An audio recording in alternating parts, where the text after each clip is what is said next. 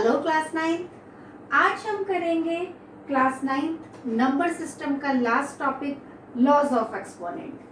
अब laws of exponent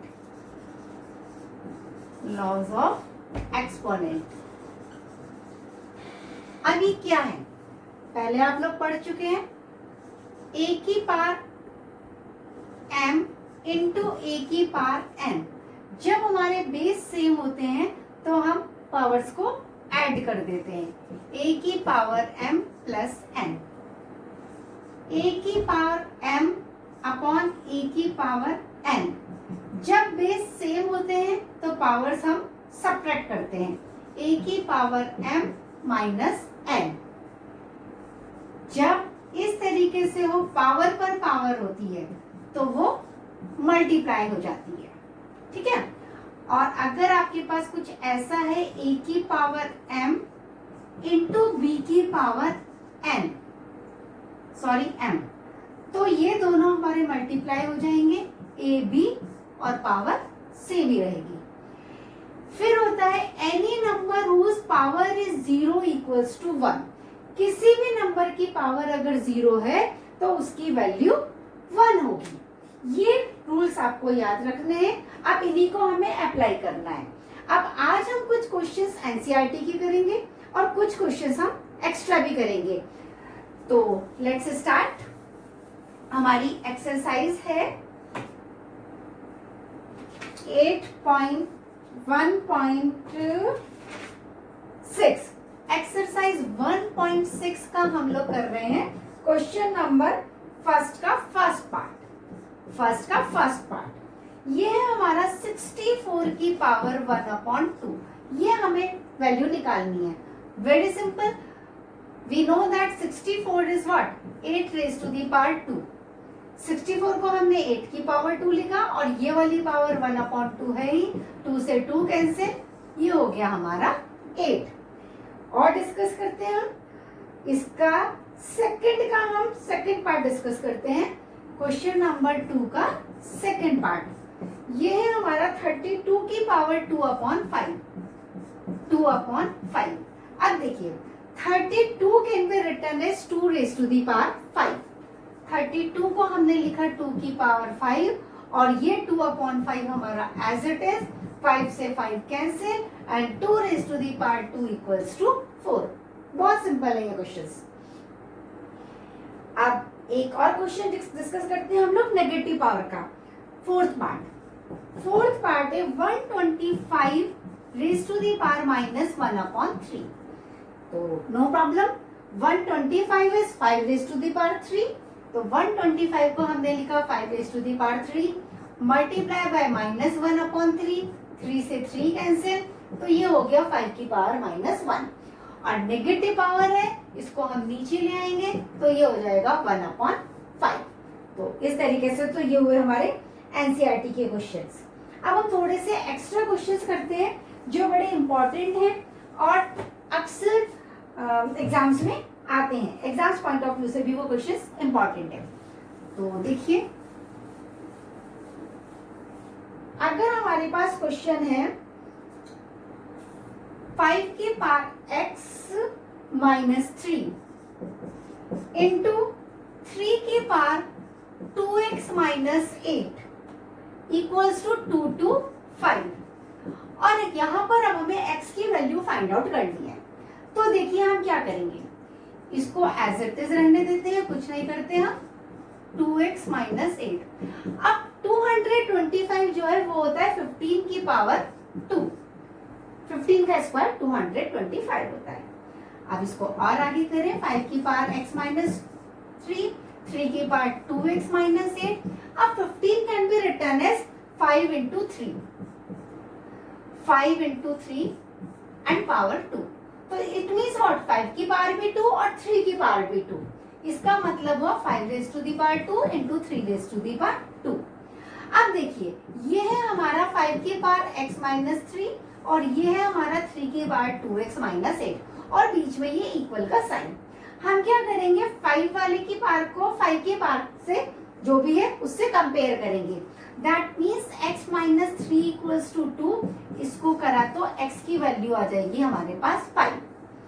3 के power को 3 की पावर से कंपेयर करेंगे, यहाँ पर 3 की पावर है 2x माइनस 8 और यहाँ पर 3 की पावर है 2, तो इस तरीके से हमारा आ जाएगा 2x equals to 10 and x equals to 5।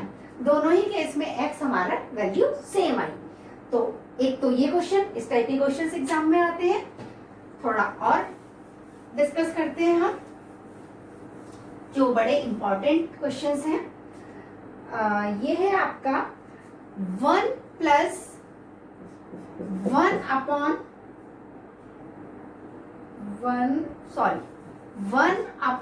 1 plus x की power a minus b and plus 1 upon 1 plus x की power b minus a equals to 1। ये हमें प्रूव करना है। अब देखिए, हम लेफ्ट हैंड साइड से स्टार्ट करना शुरू करते हैं क्वेश्चंस को। देखने में ये क्वेश्चंस जितने हॉरिबल लगते हैं, ये उतने ही इजी हैं, बहुत सिंपल है। थोड़ा सा फोकस कीजिए आप लोग। 1 अपॉन 1 प्लस x की power a minus b can be written as x की पावर a अपॉन x की पावर b। इसको नीचे ले आए हम, जो बेस सेम तो मतलब वही रहा, x की power a minus b। In the same way यहाँ पर 1 अपॉन 1 प्लस x की पावर b अपॉन x की पावर a। अब देखिए, इस वाले के अंदर हमारा x की पावर b एलसीएम हो जाएगा, यहाँ आ जाएगा x की पावर b प्लस x की पावर a, और फिर रेसिप्रोकल कर देंगे तो x की पावर b ऊपर चला जाएगा।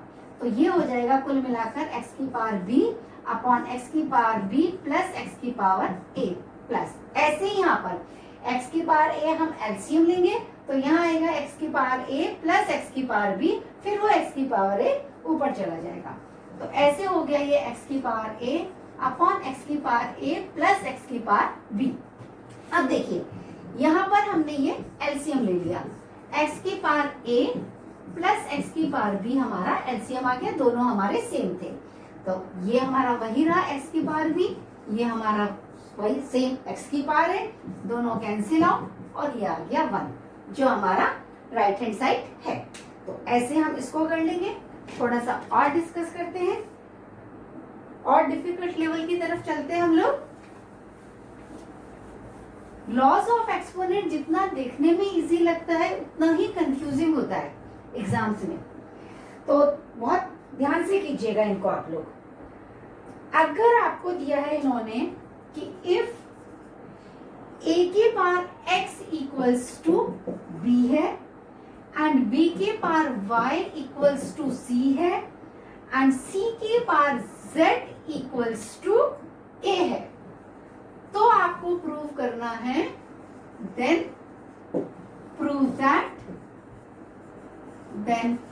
दैट